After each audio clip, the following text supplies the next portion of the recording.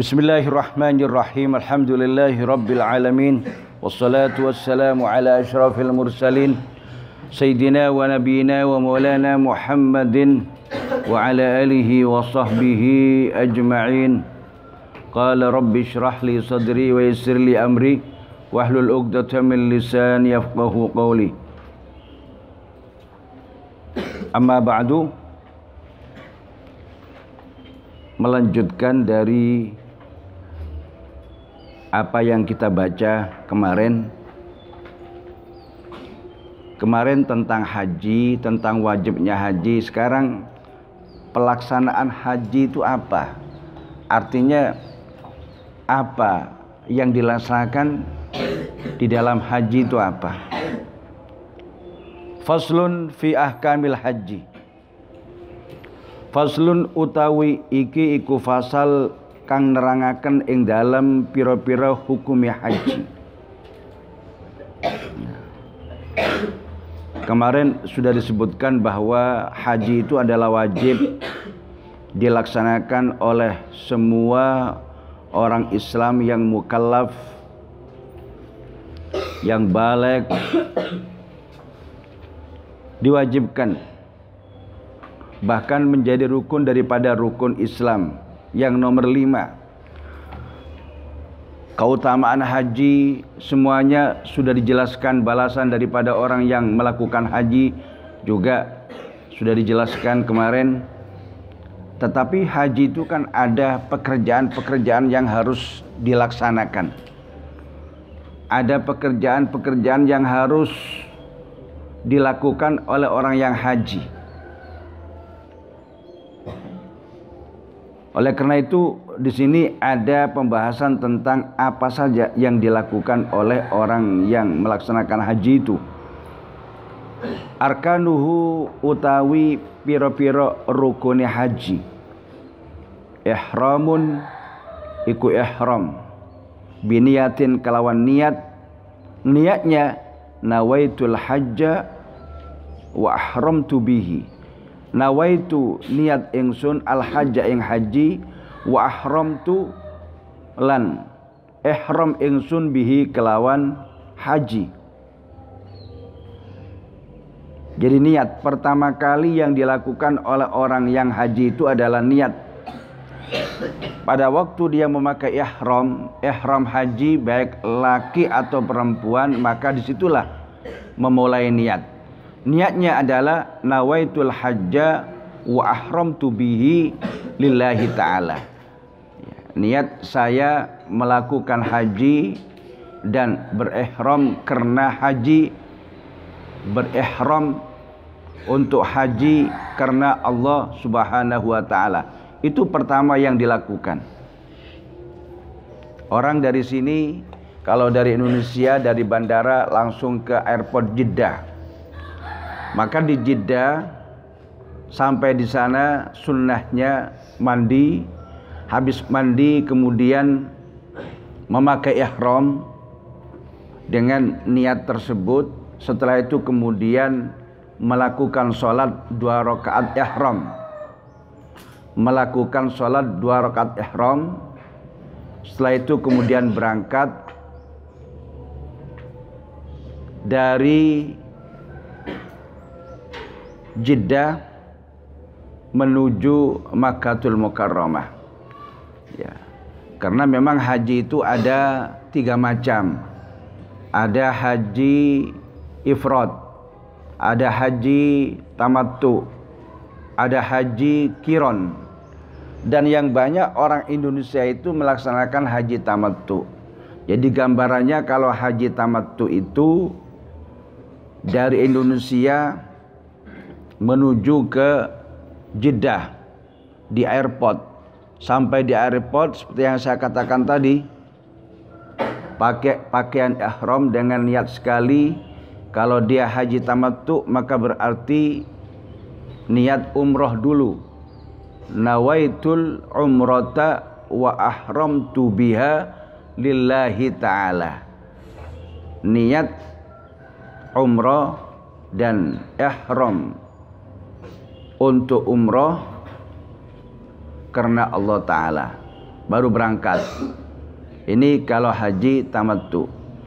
Ya, ada kalanya haji ifrad, ada kalanya haji qiran. Nah, rukun daripada haji itu adalah ihram dengan niat seperti yang saya jelaskan tadi. Yang kedua, wa wukufun bi Arafatah, lan wukuf bi Arafatah in dalam tanah Arafah. Wukuf ada di tanah Arafah. Jadi selain tanah Arafah tidak bisa dijadikan tempat wukuf, harus di tanah Arafah. Di mana tanah Arafah itu? Di Mekah. Sudah ada pemandu nanti yang akan membawa ke sana. Jadi biasanya orang-orang yang haji itu ya sampai di Jeddah kemudian menuju Mekah melaksanakan umroh bagi orang yang haji tamattu. Nah, setelah itu kemudian tanggal 9 Dzulhijjah atau tanggal malam 9 Dzulhijjah, malam wukuf di Arafah, atau pas tanggal 9-nya berangkat dari hotel menuju Arafah.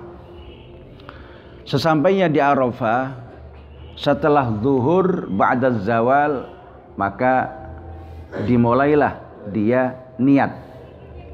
Niat apa? Niat wukuf haji di Arafah. Nawaitul wukuf lil hajj lillahi ta'ala. Niat wukuf haji di Arafah. Lalu sampai kapan wukuf itu? Ya. Mulai dari setelah zuhur, ini sunnahnya sesuai dengan apa yang dilakukan oleh Rasulullah adalah sampai sebelum maghrib. Sholatnya di jamak qashar dengan jamak takdim, zuhur dengan asar. Setelah itu sebelum maghrib berangkat dari Arafah menuju Muzdalifah dengan jamak takhir, maghrib dengan sholat isya. Setelah sampai di Muzdalifah kurang lebih jam 10 atau jam 11 malam, ya ini kondisional ini. Kalau zaman sekarang kalau lancar ya sebetulnya 10 menit sudah sampai dari Arafah ke Muzdalifah itu. Apalagi pada waktu selain bulan haji yang tidak ada kendaraan, paling-paling 5 menit sudah sampai sebetulnya. Tetapi karena orang banyak pada waktu itu, sehingga kadang-kadang dari Arafah ke Muzdalifah itu saja itu bisa menghabiskan waktu sampai 2 jam, 3 jam, itu kondisional. Tapi yang jelas sesuai dengan tuntunan itu adalah berangkat dari Arafah menuju Muzdalifah sebelum maghrib. Jadi berarti jamak takhir maghrib di isya ada di Muzdalifah. Nah, kemudian di Muzdalifah bisa bertolak dari Muzdalifah ke Mina. Ini kira-kira jam 2 malam atau jam setengah 2, jam 2 malam itu sudah bisa berangkat menuju Mina untuk membalang Jumratul Aqabah, untuk melempar Jumratul Aqabah pada malam tanggal 10 Dzulhijjah. Jadi mu'dhamul lail itu sudah diperbolehkan balang Jumratul Aqabah. Nah, kemudian setelah balang Jumratul Aqabah pada malam tanggal 10 itu atau pada tanggal 10-nya, maka berarti sudah selesai pelaksanaan haji dalam tahallul awal. Tahallul awal yang tadinya tidak boleh berpakaian dengan pakaian yang berjahit bagi orang laki, tidak boleh pakai parfum, tidak boleh pakai kopiah bagi orang laki. Jadi larangan-larangan pada waktu haji itu setelah tahallul awal itu maka diperbolehkan memakai pakaian yang berjahit. Semua yang dilarang dalam waktu pelaksanaan haji ihram haji itu diperbolehkan, kecuali kumpul tidur sama istrinya, maka masih belum diperbolehkan. Nanti kalau sudah tahallul tsani, maka baru diperbolehkan. Loh, kapan tahallul tsani itu? Jadi besok tanggal 11, tanggal 11-nya ini bermalam di Mina, tanggal 12-nya bermalam di Mina. Nah, saya katakan kemarin boleh bermalam di Mina 2 hari, boleh 3 hari. Kalau yang ngambil 2 hari, maka berarti ba'dal zuhur, setelah zuhur pada tanggal 12-nya itu bertolak ke hotel di Mekah. Setelah sampai di sana, kemudian melaksanakan tawaf yang namanya tawaf ifadah. Ya, melaksanakan tawaf ifadah, setelah itu kemudian sa'i, habis sa'i kemudian tahallul lagi. Nah, tahallul yang kedua itu namanya tahallul tsani. Kalau sudah melaksanakan tahallul yang kedua ini, maka berarti pelaksanaan haji sudah selesai. Sudah bisa dikatakan haji, Pak Haji, Bu Haji. Iya. Jadi kalau sudah tahlul yang kedua, ini baru bisa dipanggil apa? Pak Haji atau Bu Haji, Mas Haji, Neng Haji, Yu Haji. Ya. Nah, ini menunggu tahalul yang kedua. Setelah itu ya selesai sudah, pelaksanaan haji selesai. Ya. Oleh karena itu dalam haji ini adalah harus melaksanakan rukun-rukun sesuatu yang diwajibkan dalam haji dengan secara sempurna. Nomor 3, wa tawafun lan tawaf sabaan kelawan ping 7. Wa tawafun lan tawaf sabaan kelawan ping 7. Wa sa'a nomor 4, wa sa'a lan sa'i. Lan wa sa'yun wa wukufun wa tawafun wa sa'yun lan sa'i sabaan kelawan ping 7. Mubtadi'an hale ngawiti bis sofa kelawan gunung sofa ilal marwati hingga gunung marwah.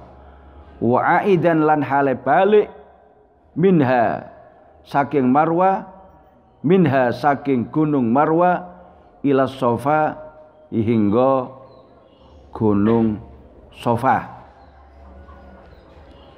hingga gunung sofa. Jadi selesai sudah. Saya katakan tadi, setelah bermalam di Mina, setelah melempar jamarat yang 3 itu, ya pada tanggal 12 Dzulhijjah, maka sudah diperbolehkan pulang kembali ke hotel di Makkahul Mukarramah. Setelah sampai di sana kemudian melakukan tawaf ifadah, lalu sa'i dan tahallul. Berarti selesai, sudah sampai di sini, maka selesai pelaksanaan haji sudah selesai. Jadi, tawafnya 7 kali, sa'inya juga 7 kali. Jadi tawaf mulai dari Hajar Aswad. Kalau misalkan umpamanya digambarkan ini Ka'bah, maka di sana ada Hajar Aswad. Pas kita pada waktu memulai tawaf itu menghadap Hajar Aswad dengan mengatakan Bismillahi Allahu Akbar, tangannya dilambaikan gini dihadapkan ke Hajar Aswad, kemudian dicucup.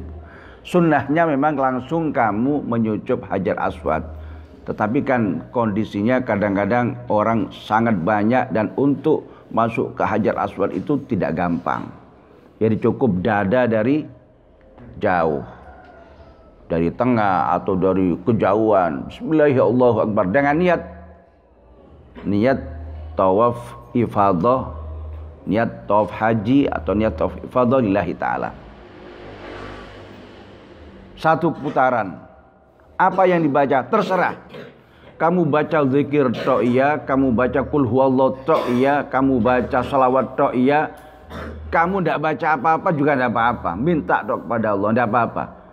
Tidak ada tuntunan yang harus dibaca. Ya kalau tuntunan banyak, artinya tidak ada kewajiban yang harus dibaca. Dalam putaran yang pertama harus baca ini, tidak. Cuma ada panduan daripada apa itu haji ya, daripada tidak baca ya baca apa yang ada. Dibaca seperti ini juga tidak apa-apa, atau baca zikir, terserah kamu sudah minta kepada Allah, karena pada waktu itu adalah waktu yang istijabah. Setelah itu sa'i. Sa'i itu bagaimana caranya? Sa'i itu dimulai dari sofa. Makanya inna sofa wal marwata min sya'airillah. Dimulai dari sofa, gunung Sofa. Niat sa'i lil hajj lillahi ta'ala. Berangkat dari sa'i dari Sofa ke Marwah 1 kali, dari Marwah ke Sofa 2 kali, dari Sofa ke Marwah 1 kali, Marwah ke Sofa 2 kali, Sofa Marwah 3 kali, balik-balik ini. Setiap berangkat itu dihitung 1 kali. Nanti akhirnya itu ada di Gunung Marwah. Nah, setelah ada di Marwah itu, sampai di Marwah pas 7 kali, maka di sana tahallul. Namanya tahallul ats-tsani. Kemudian berikutnya wa izalatu sya'aratin min ra'sin, lan ngilangaken pira-pira rambut min ra'sin saking wa izalatu sya'aratin lan ngilangaken pira-pira rambut min ra'sin saking sirah. Tahallulnya itu sunnahnya dengan digondol. Ya. Kalau orang laki digondol, kalau orang perempuan enggak usah. Cukup gunting tok. Ya. Kalau orang laki ini sunnahnya digondol, dicukur dengan halus. Karena dapat doanya Rasulullah, Allahumma irhamil muhallikin. Allah mengatakan Allahumma irhamil muhallikin, ini sampai 3 kali. Kemudian baru yang keempat kalinya Nabi mengatakan Allahumma irhamil muqassirin. Ya Allah, balas kasihanilah orang-orang yang mencukur rambut di dalam tahallul haji. Ini dapat doanya Allah, dapat doanya Rasulullah sampai 3 kali. Dapat doa Rasulullah 3 kali kalau orang yang mencukur rambut. Tahallulnya itu. Tahallul itu bisa dengan memotong 3 helai rambut, paling sedikitnya bisa. Ya. Misalkan umpamanya eman sama rambutnya polone bagus. Ya. Minyak rambutnya sudah diminyai, rambutnya sudah bagus, maka boleh memotong rambutnya, menggunting rambutnya paling sedikit 3 helai rambut ketika tahallul ats-tsani. Tetapi yang afdol, ini kan kita ini melaksanakan haji, kadang-kadang menunggu hajinya itu sampai 20 tahun, 15 tahun, sudah gondol aja, ya dibotak saja, haluskan semuanya rambutnya, nanti paling-paling 1 bulan 2 bulan itu sudah tumbuh lagi dengan lebih bagus. Ya, eman-eman, karena dapat doanya Nabi sampai 3 kali. Kalau menggunting dapat doanya Nabi 1 kali, ya otomatis 3 kali dengan 1 kali lebih mujarab 3 kali. Ya, nah ini yang perlu dilaksanakan bagi orang yang haji.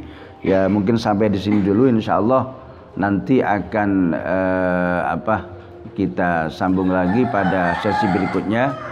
Dan sebelumnya saya beritahukan kepada kamu, insya Allah sebentar lagi kita menghadapi bulan Muharram. Bulan Muharram ini adalah bulan yang mulia, bulan yang banyak peristiwa, ya, bulan yang agung, karena sampai-sampai peperangan pun juga tidak diperbolehkan pada bulan-bulan yang diharamkan tersebut. Dan Muharram ini termasuk Ashhurul Hurum, termasuk bulan-bulan yang diharamkan. Nah, peristiwa dalam Muharram ini, tanggal 1 bulan Muharram ini adalah termasuk bulan Hijriyah. Tanggal Hijriyah bagi orang Islam, tanggal 1 ini adalah hari Sabtu. Hari Sabtu yang termasuk 1 Muharram. Maka ada kebiasaan daripada guru saya, ya, dari kebiasaan ada kebiasaan dari guru saya Abuya Said Muhammad bin Alawi Al-Maliki Al-Hasani, ya. Biasanya pada malam 1 Muharram ini beliau membagi-bagikan susu kepada murid-muridnya, kepada santri-santri, membagi-bagikan susu. 1 gelas, 1 gelas, 1 gelas. Karena susu ini kan putih. Ya, susu ini putih. Jadi membagikan susu ini adalah tafaulan. Membagikan susu ini adalah tafaulan. Jadi dianjurkan meminum susu putih pada malam awal bulan Muharram. Tafaulan meminta agar sepanjang tahun dijadikan tahun yang putih, tahun yang bersih, tahun yang melakukan kebaikan dengan sebaik mungkin. Di antara rutinitas tahunan beliau Abuya Said Muhammad bin Alawi Al-Maliki ini adalah membagikan susu putih kepada para santrinya tepat pada malam 1 bulan Muharram. Kapan malam 1 tanggal 1 Muharram itu kapan? Berarti malam 1 Muharram itu kapan? Jumat malam Sabtu. Jadi kalau Sabtu tanggal 1 Muharram, maka malam Sabtunya pesta minum susu. Ya.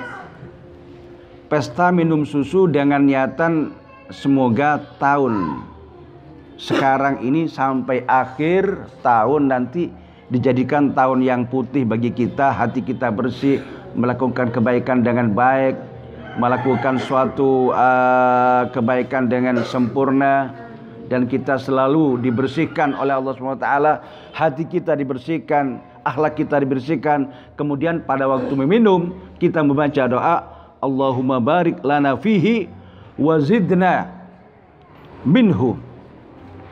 Ayo hafalkan, Allahumma barik lana fihi wa zidna minhu. Lagi, Allahumma barik lana fihi wa zidna minhu. Jadi artinya, ya Allah, berkailah minuman kami dan tambahkanlah darinya rezeki pada kami.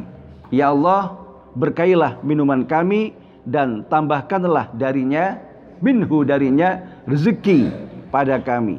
Nah, insya Allah dengan kita banyak berdoa kepada Allah, maka Allah akan mengabulkan, Allah mengabulkan permintaan kita semuanya. Amin ya rabbal alamin. Subhanaka la ilma lana illa ma 'allamtana innaka antal alimul hakim. Wallahu alam bissawab.